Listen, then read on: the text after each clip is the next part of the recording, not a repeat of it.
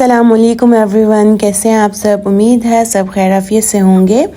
आज मैं आपके लिए लेकर आई हूँ थ्रेड पोटैटो बॉल्स की बहुत ही ज़बरदस्त और यूनिक रेसिपी। इफ्तार के लिए एकदम बिल्कुल परफेक्ट रेसिपी है। आप भी इसको ज़रूर ट्राई कीजिएगा। चैनल पर न्यू है तो जल्दी से मेरे चैनल को सब्सक्राइब कर लें और बेल आइकन को भी प्रेस कर दिया करें।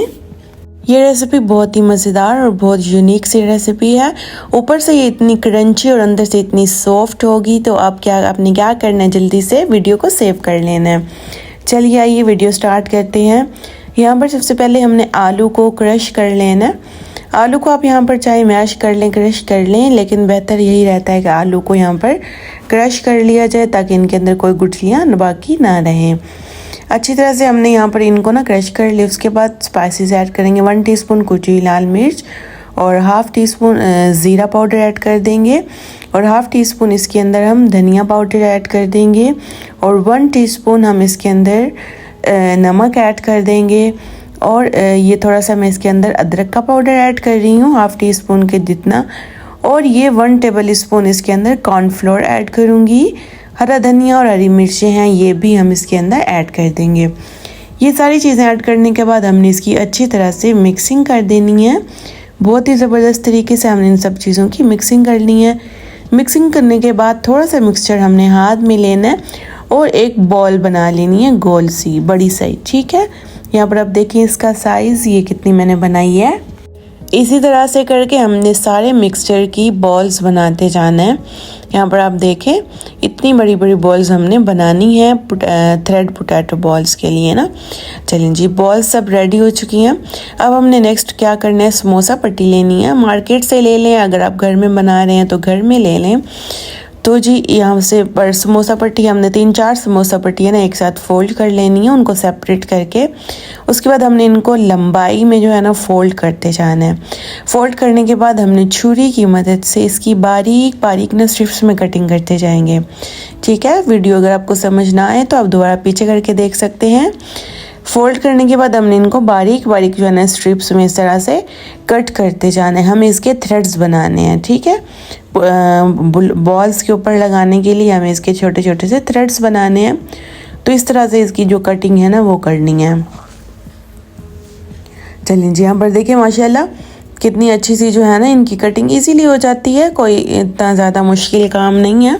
यहाँ पर देखें कितने ज़बरदस्त से जो हमारे थ्रेड्स हैं ना वो बन के यहाँ पर रेडी हो गए हैं ज़बरदस्त से।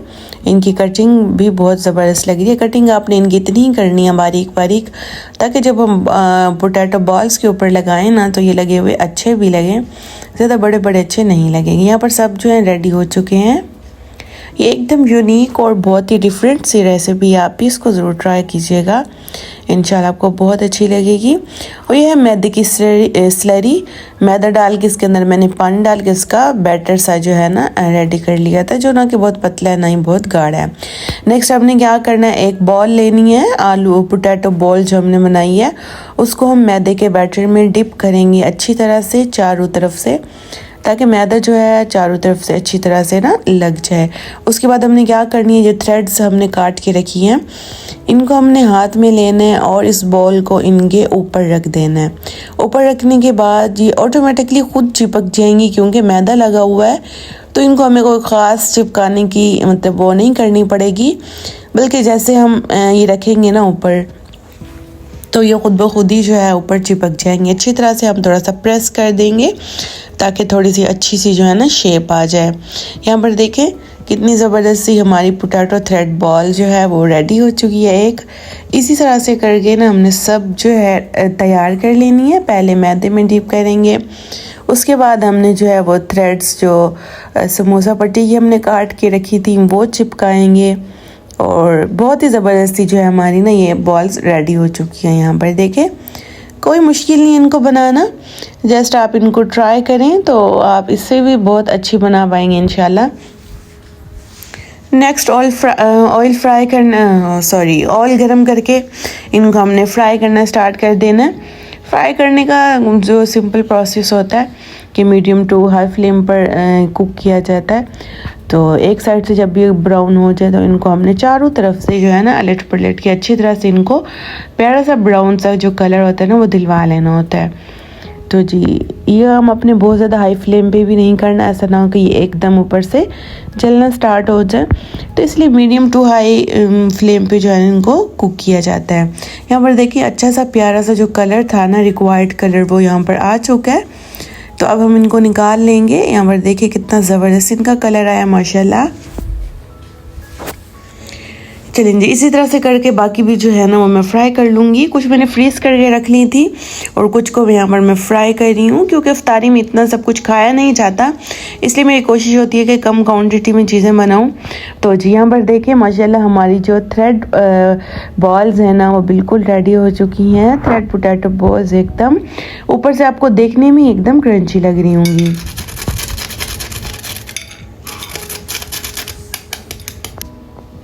आपको इनके क्रंच से ही अंदाज़ा हो चुका होगा कि ये कितनी क्रंची हैं और अंदर से इतनी ही सॉफ्ट थी।